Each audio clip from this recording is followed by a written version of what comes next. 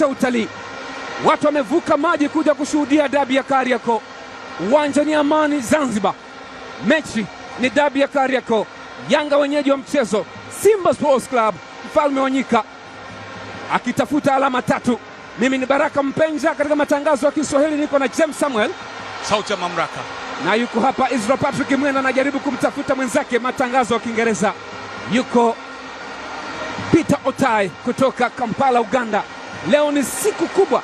James, mechi imeanza kwa kasi.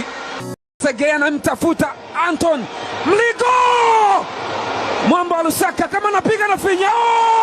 Mwamuzi anasemaje? Ni mkwaju penalty.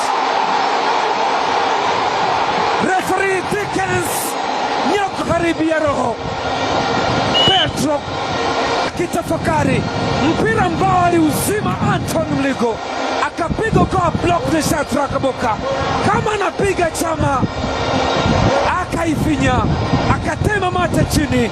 Look at this angle. Mani Mwalimu Sele Gomez mzuri kwa mkwaju wa penalty. Acha tuone hii nafasi. Seleman!